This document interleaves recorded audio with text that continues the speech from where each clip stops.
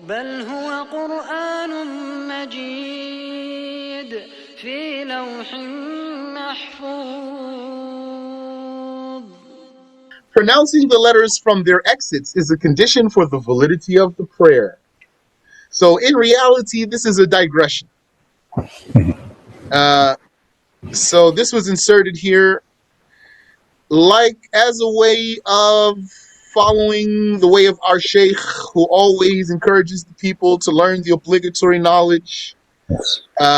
And so this was put here because it's obligatory before getting into the Tajweed rules to talk about Al-FaatiHah. Yep. Allah made conditions and integrals for the prayer without which the prayer is invalid. Mhm. Among those integrals is the FaatiHah. Mhm.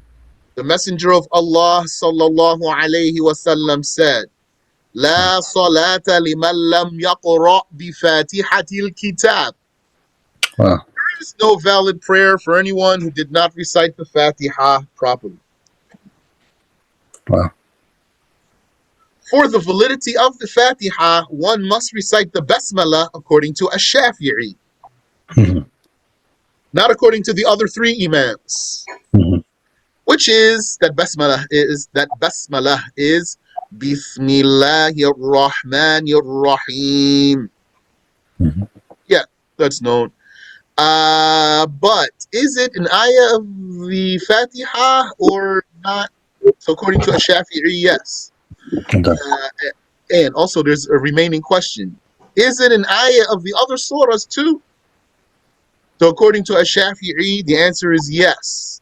Okay. According to the Hanafis and whoever agreed with them, the Basmalah is indeed an ayah of the Quran without being an ayah of the surah. Right. It's an ayah of the Quran without being an ayah of the surah. It means it's an isolated ayah that's not incorporated into a surah. Okay. They said it is there for starting and for seeking blessing. Mhm. They have their evidence. The Shafi'is have their evidence. The Hanafis have their evidence. One must also recite every shaddah. Mhm. There are 14 of them in the FaatiHah. So Yep. let one count them. Mhm. The recitation is not valid if one leaves out a single one, a single shaddah, Yeah. doubled letter. Mhm. Let me just put that there. Such as reciting Iyak, Iyak, such as reciting it as Iyak, Iyaka. So that's invalid. Mhm. So when you listen to some people reciting Al-FaatiHah, you're going to pay attention to those, you're going to listen for that. All their shaddas are pronounced. Mhm. Or reciting Yawmiddin as Yawmiddin Mhm. and the likes of this is invalid.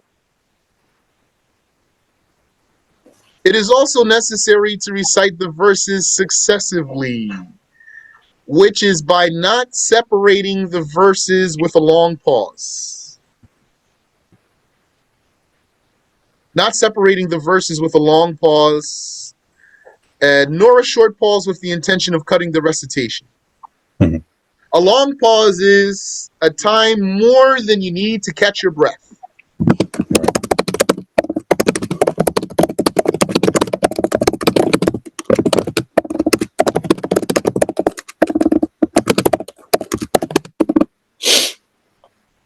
And a short pause with the intention of cutting the recitation, that's just going to interrupt your recitation.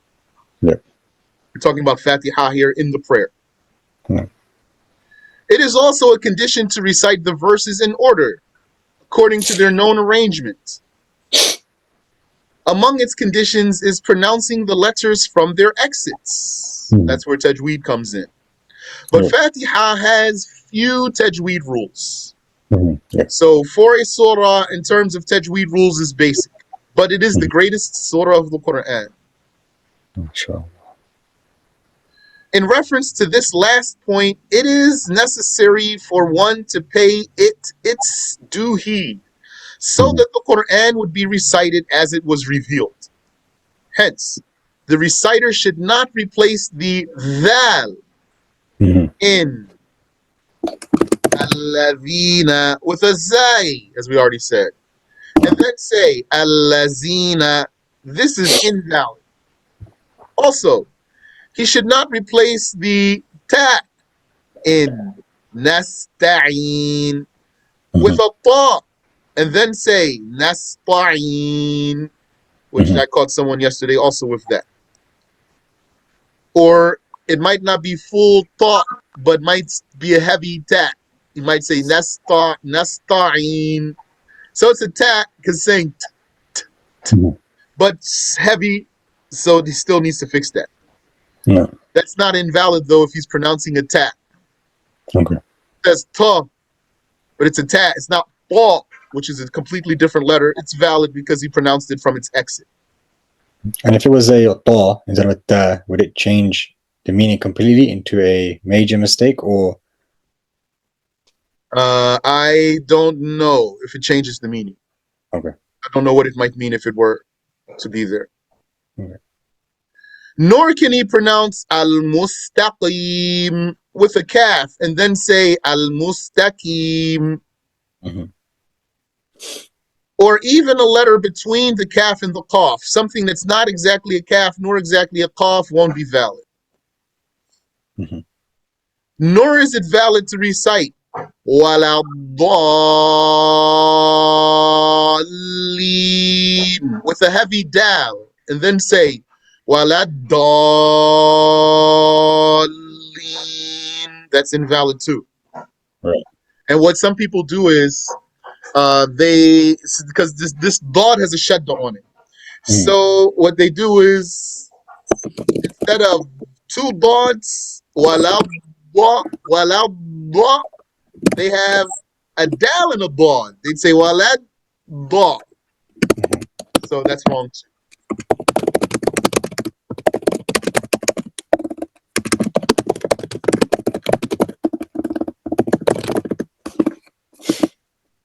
The most important letter to pronounce from its exit is the sod. Sod. Many people pronounce something between a sin and a sod. Myself goes back and forth with me. Sometimes, some days have a great day. It's beautiful, clean sod. Other days, like, I can't get it. MashaAllah. It is neither a pure sin nor a pure sod, what some people pronounce. Sod is an elevated letter. That means the tongue goes up. In which the tongue adheres to the top of the mouth. Sod. It is gentle. Yani, it's gentle means if you were to put a sukoon on it, there's still a sound. If you put a sukoon on there, there's still a sound. فَأَصْبَحُوا فَأَصْبَحُوا. As opposed to a letter that if you put a sukoon on it, it stops the sound, like Rabbi, Rabbi. The ba stops the air and sound altogether because it's not gentle letter. No. It releases the air, the sod, and it whistles, sod, like its sisters, zai and sin. These are all the whistling letters, as documented by the scholars of Tajweed. You know, I used to hear sometimes some people would, back in the day, I haven't heard it recently, but like 20 years ago, sometimes you would hear about people, they make fun of our jama'ah. They say, oh, those are the people who whistle in their prayer.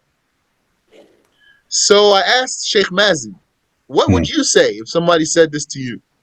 He said, I would say to him, what tajweed have you studied? So I found that very satisfying answer. Alhamdulillah. Ibn al-Jazariyyah said in At-Tamheed, الثاني عشر حروف الصفير. The 12th is the whistling letters. وهي ثلاثة. There are 3 of them. الصاد والزاي والسين. سميت بذلك لأن الصوت يخرج معها عند النطق بها يشبه الصفير. They were named as such because the sound comes out upon pronouncing them while resembling a whistle. فالصفير من علامات القوة.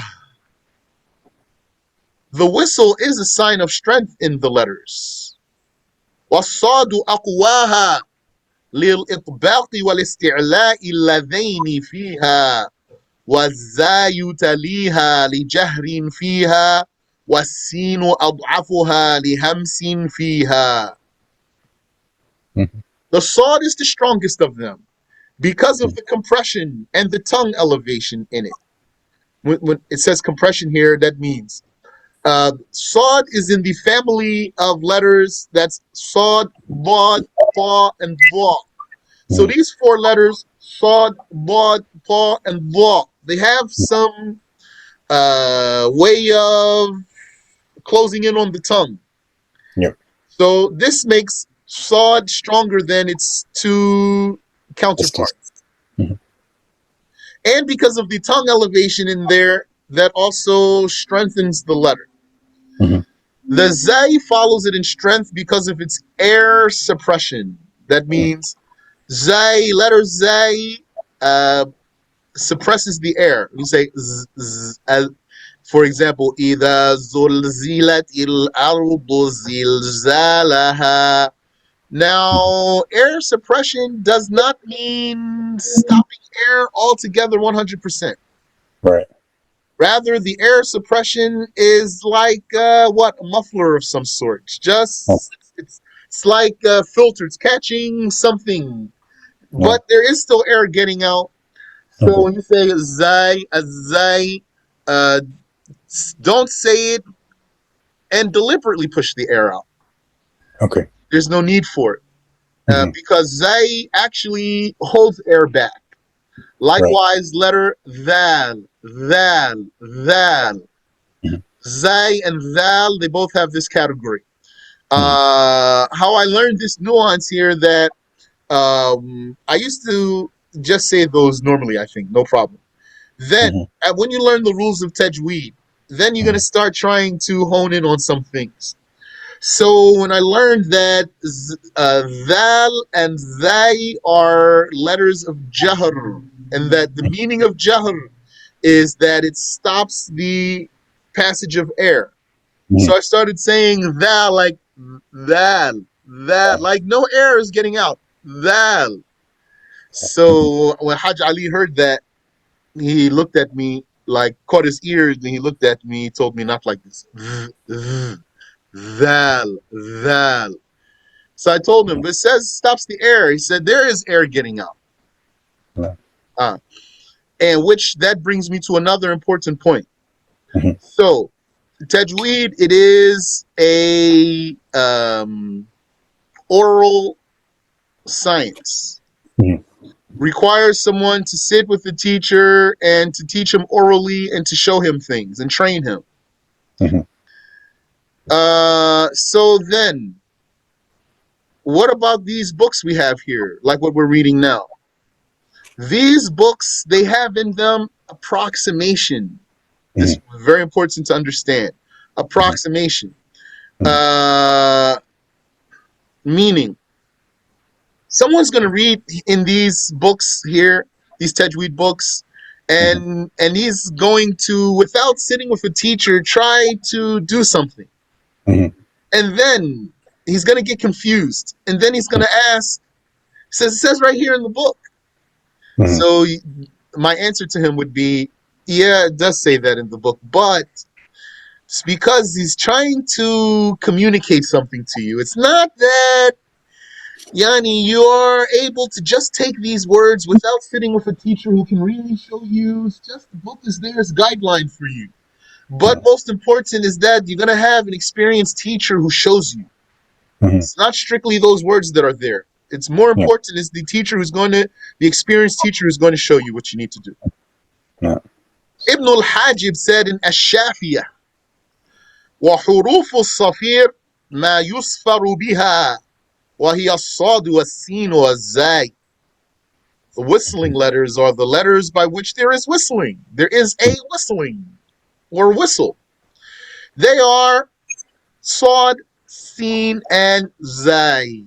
And maybe one might say about letter Zay that it has a buzz in terms of being using an English word. Yep.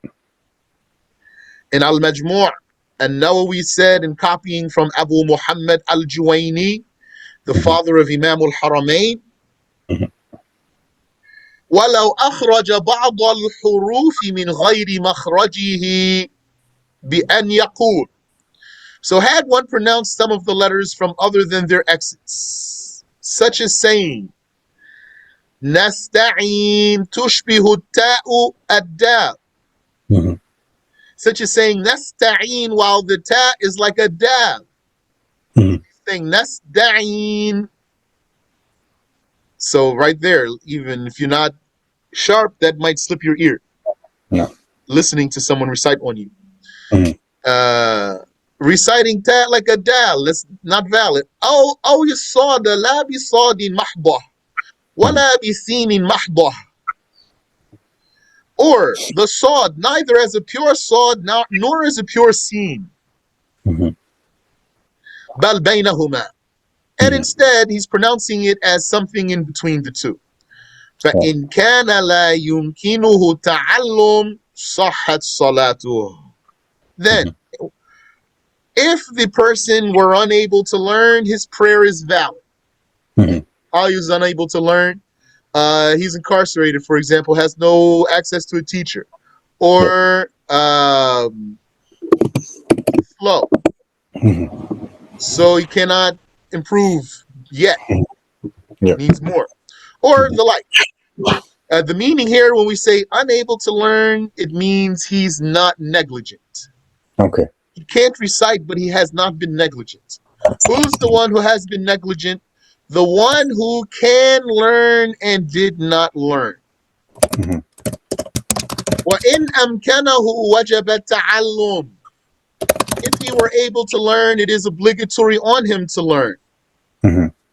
وَيَلْزَمُهُ قَضَاءُ. Yeah, so we got to the line where you were going to mention if he was able to learn, it's obligatory on him to learn. And he has to make it every prayer that he prayed during the time he neglected to learn. This is the judgment of the FaatiHah. Yes. Yes. So if he were able to learn, it is obligatory on him to learn. Yeah. And to remake every prayer that he prayed during the time he neglected to learn. We're talking here about a person who could have learned how to recite Al-FaatiHah, and he did it, so he became neglectful. This is the judgment of the FaatiHah. That's the quote of the father of Imam al-Haramain.